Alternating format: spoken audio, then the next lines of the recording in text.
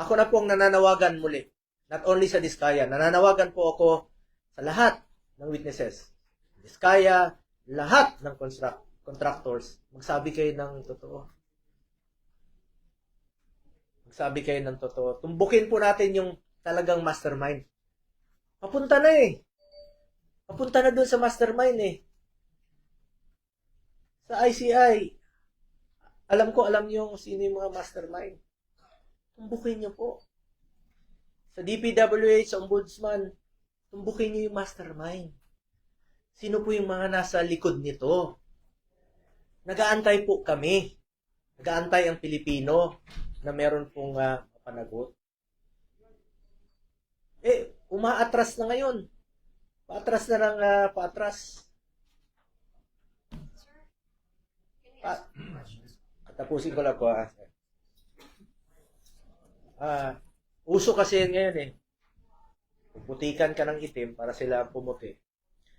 But I trust our people to see through the noise. I have stood by them through floods, fires, earthquakes, and the pandemic. I earned their trust not through words but through action. Serbisyo po ako at pagmamalasakit sa Pilipino.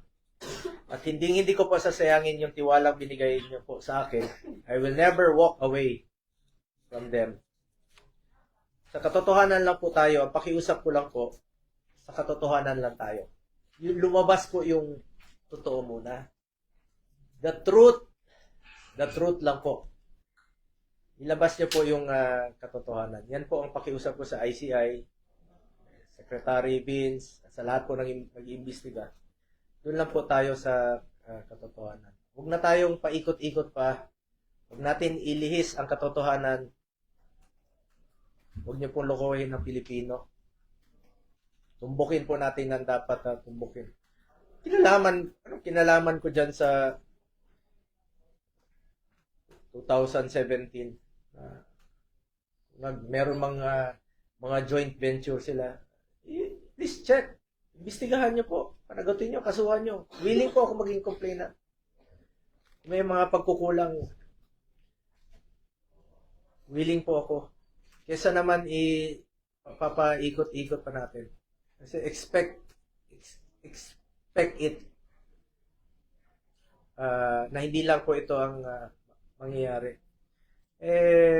May mga gumagalaw na puwersa para iikot po yung katotohanan. Para hindi mapanagot. Nandun na eh. Klarong-klaro na dito. Nag-imbestiga na tayo dito sa Blue Ribbon Committee. Marami nang lumalabas.